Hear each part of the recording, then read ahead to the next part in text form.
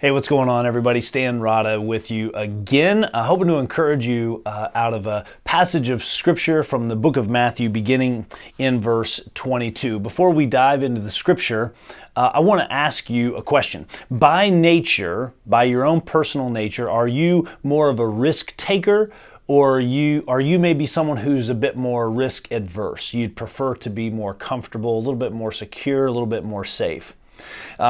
I've had my moments of bravery and risk. I've had my moments of like, oh yeah, we should totally do this risky thing. This would be so fun. We should totally do it, and just kind of put it all out there on the line. And then I've had my moments of, I'm not sure I'm in a very good season for risk. I don't really want to take that risk. I really want to be secure. I would much rather be warm and at home with a warm meal to eat. And I don't really want to take a risk right now because I would much prefer to be comfortable.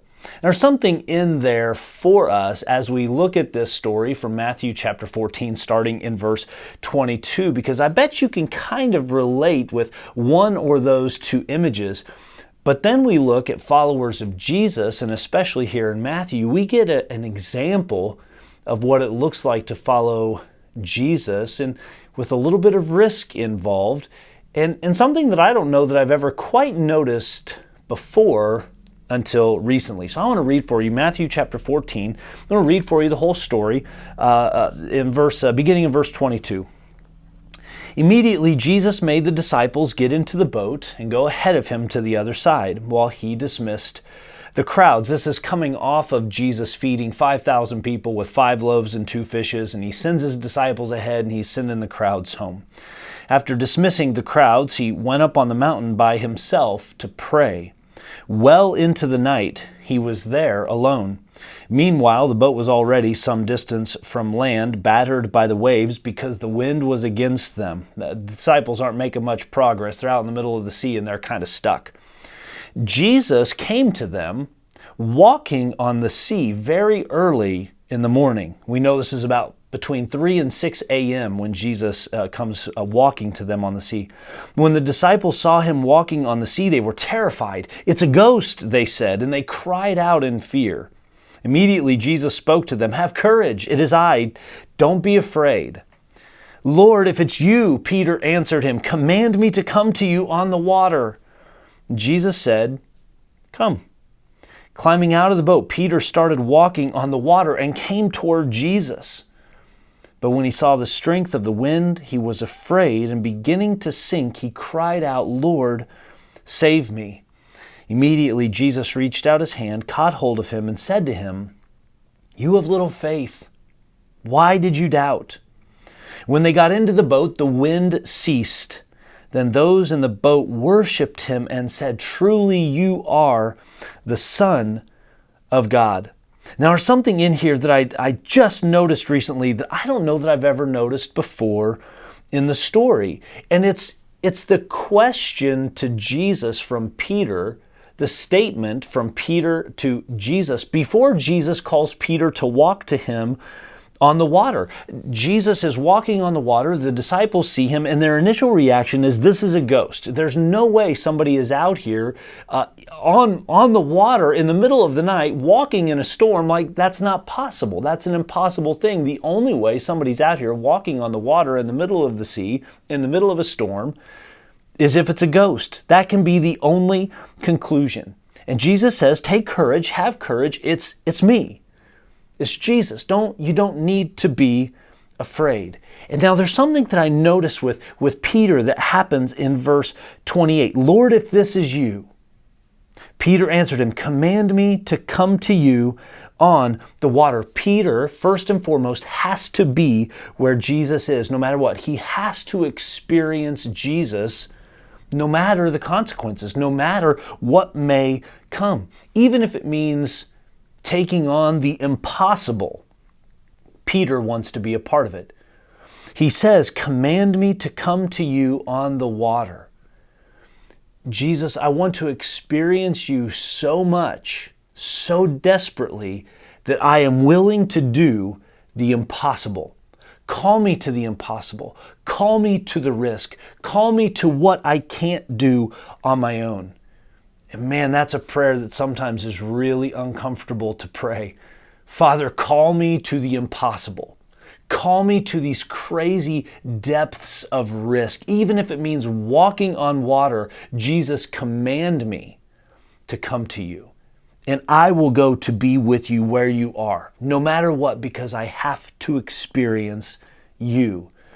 When was the last time you prayed that kind of a prayer?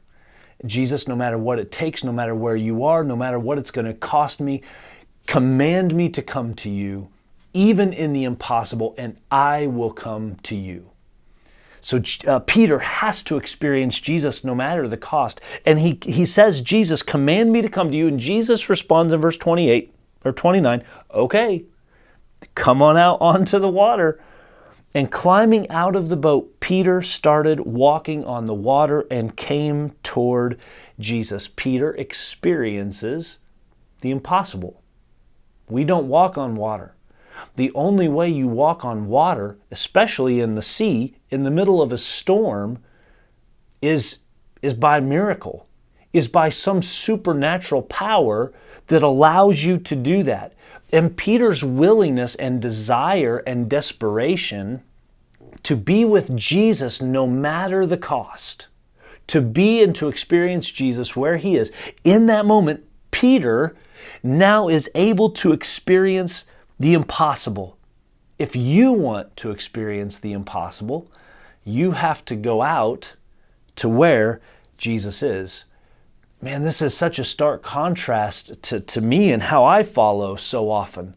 So often my form of following Jesus is I'll follow you as long as it's not scary, as long as it doesn't require a lot, as long as I'm fat, happy, fed, and comfortable and warm in my bed at the end of the day. Jesus, I'll go with you anywhere you want to go. I just need to be comfortable when all is said and done. It is such a stark contrast from how I normally follow Jesus. To be on the sea in a storm in the middle of the night as day might be getting ready to break, and to say, command me to do the impossible and I will come and walk to you on the water. What if we thought of Jesus a little bit differently? What if we assumed that Jesus was already ahead of us in what we thought was impossible? The impossible tasks of life, the crazy next steps of like, wow, I can't even begin to imagine that would be my next step. Maybe something for you like baptism. Maybe you're kind of hung up on baptism and you're wrestling with the decision and wondering if you should be baptized. What if the assumption was that Jesus was already ahead of you? What if the assumption was that Jesus was already out there waiting for you, somewhat symbolically, like Jesus walking on the water, that Jesus is already ahead of you in the water? He's waiting for you to arrive. How much of the fear would go away if your assumption was Jesus is already there and I'm just doing the next thing he calls me to, and I'm going to walk into what feels like such a huge step for me, but I'm going to be baptized even if it feels embarrassing, even if it feels awkward. I'm just going to do what Jesus asks me to do. Command me to do the next right thing. Command me to come to you on the water or in and through the water. What if for you it was the wrestling match of serving on a team, being a part of a team at New Life, connecting with those teams, serving as a greeter, being a part of the teams that happen on Sunday morning, the band and our tech crews and cameras and sound guys and lights and all these things? What if for you it was, Jesus, if you're out there, command me to come to you in a form of service and I will walk to you? What if he was already ahead of you waiting for you to arrive and you would say, I'm going to take this step, even if it feels risky, because I believe Jesus is out there. He's waiting on me to arrive in a moment, in a step of faith. How would that change how you walk toward Jesus? What if you believed that the person in your life who maybe you've grown to think it's impossible to reach them, they'll never believe. They'll never believe in Jesus. They'll never give their lives to Christ. Maybe we feel sometimes like family is too far gone or a friend is too far, like they won't turn. What if you believed that Jesus was ahead of you, calling you into the impossible, into this crazy idea that maybe God is right there waiting to turn their heart back to Him. And you would get to experience God in that moment if you would say, command me to come to you in the impossible. And I will follow you, and I will be obedient, and I will share. I will share with a neighbor. I will share with a friend. I will share with a family member or a coworker. And I will not believe that anyone is too far gone. I will not believe that lie. But Jesus, I will follow you into the impossible. Command me to come to you in the impossible. And Jesus, I will obey when you call. What would it be for you? What would your next step be? Would it be something around Scripture and prayer? Maybe it is a step like baptism, or a step like serving and giving some time and commitment to be a part. Maybe it has to do with finances and generosity, and taking a step of generosity toward the church and toward the mission and toward what God is up to. Maybe for you it does have to do with sharing your faith and sharing the gospel, and it looks to you like stepping out in faith.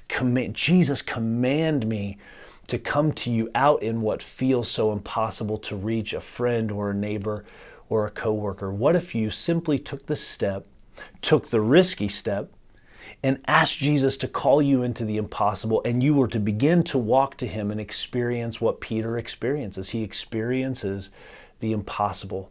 How would that change your life and your faith if you began to walk with Jesus that way and experiencing Him in the impossible? Whatever your next step is, I hope and pray you'll take it today, you'll take it this week, and that you will begin to experience Jesus in the impossible.